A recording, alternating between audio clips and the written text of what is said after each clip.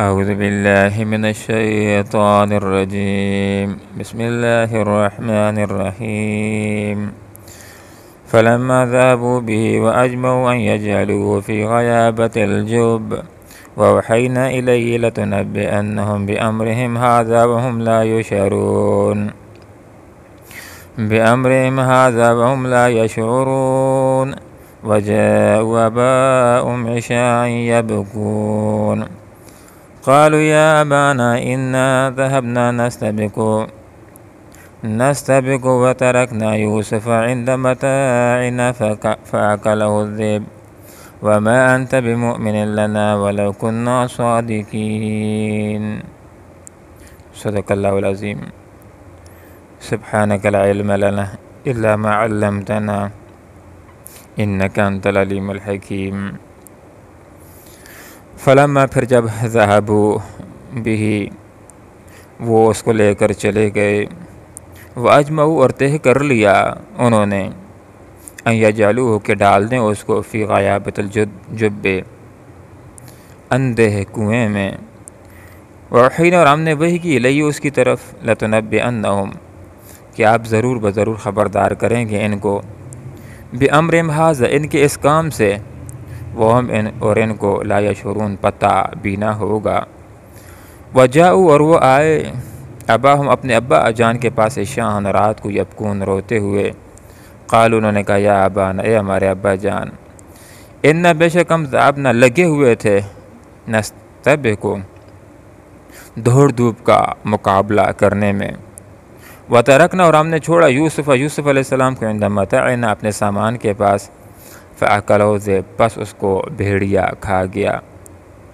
وما انت حالانکہ آپ نہیں ہیں بمؤمن یقین کرنے والے لنا ہماری بات کا ولو کننا اگرچہ ہم صادقین سچ ہی کہہ رہے ہوں۔ حضرت یوسف علیہ السلام کے بھائیوں نے آپس میں یہ مشورہ کیا کہ ابا جان حضرت یوسف علیہ السلام کو کچھ زیادہ ہی توجہ اہمیت دیتے ہیں، ان کو وقت دیتے ہیں، ان کے ساتھ لاڈ پیار کرتے ہیں، اور ہمیں اتنی اہمیت نہیں دیتے۔ تو فیصلہ کیا کہ باپ کی مکمل توجہ حاصل کرنے کے لیے یوسف علیہ السلام کو درمیان سے ہٹاتے ہیں، اور آپس میں جو مشورہ کیا اس میں یہ بات طے کی کہ ابا جان سے اجازت لے کر کے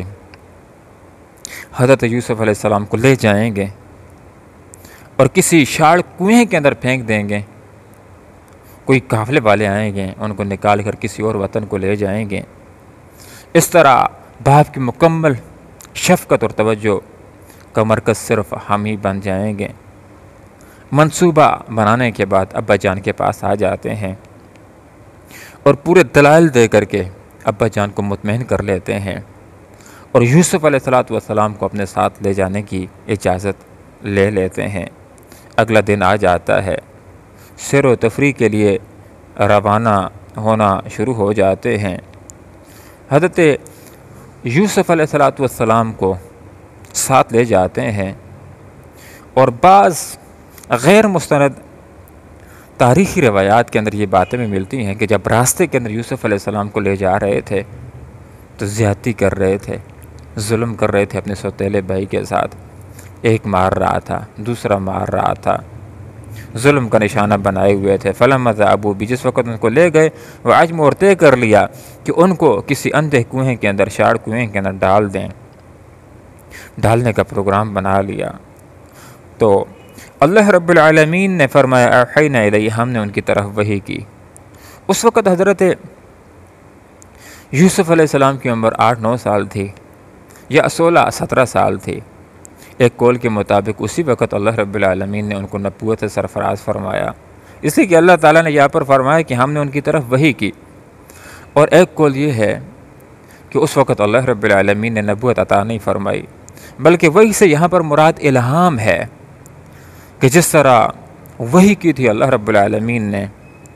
حضرت موسیٰ علیہ السلام کی والدہ کی طرف، وحی سے یہاں پر مراد الہام ہے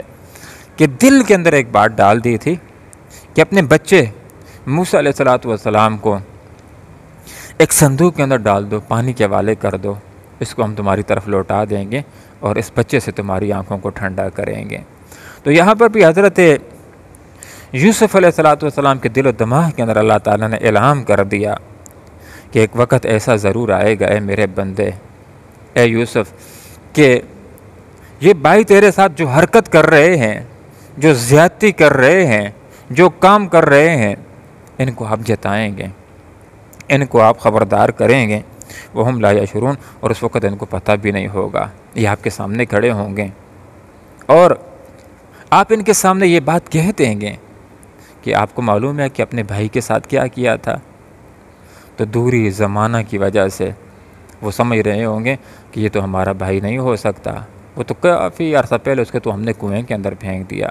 لیکن جب توجہ کریں گے، غور سے دیکھیں گے تو حیران ہو جائیں گے کہ آپ ہی یوسف ہیں۔ اس وقت ان کو شرمندگی ہوگی، احساس ہوگی کہ ہم نے اپنے بھائی کے ساتھ بہت ہی برا سلوک کیا تھا، اور پھر معافی مانگیں گے، اللہ رب العالمین سے بھی معافی مانگیں گے۔ وہ آئے اپنے ابا جان کے پاس شان، رات کو جب کون روتے ہوئے، جب رات ہو جاتی ہے اپنے بھائی کو کنویں کے اندر پھینک دیتے ہیں، اور جب رات ہو جاتی ہے تو گھر پہنچتے ہیں، اور رات کا انتخاب بھی اس لیے کیا کہ رات کو جھوٹ موٹ کا رونا ہے، اس کی اتنی وضاحت نہیں ہو سکتی، ہشیاں بناتے ہوئے روتے ہوئے آئے اور ابا جان کے سامنے یہ بات ذکر کر دی کہ اے ابا جان، ہم نے پوری طرح اپنے بھائی کی حفاظت کرنے کی کوشش کی تھی، اور دن بھر اس کی پر نگاہ نظر رکھے ہوئے تھے کہ نہ کوئی انسان ان کو نقصان پہنچائے، نہ کوئی جانور ان کو نقصان پہنچائے،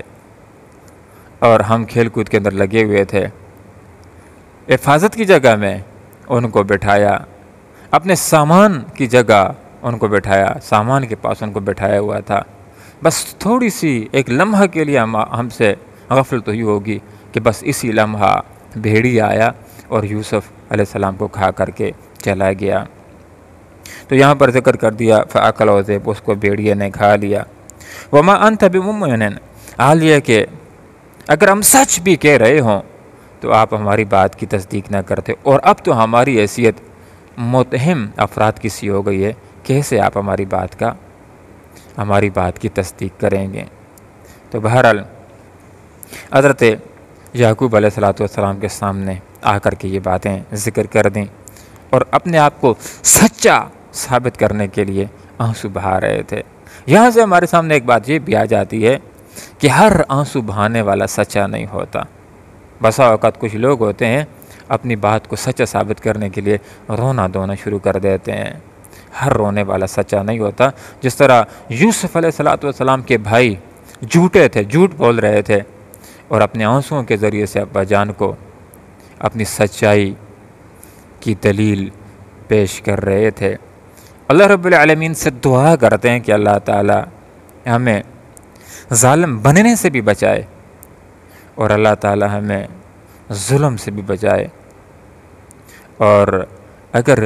ایسا کوئی واقعہ آ جائے تو اللہ تعالی حضرت یوسف علیہ السلام کی طرح اور حضرت یعقوب علیہ السلام کی طرح اللہ صبر کرنے کی توفیق عطا فرمائے،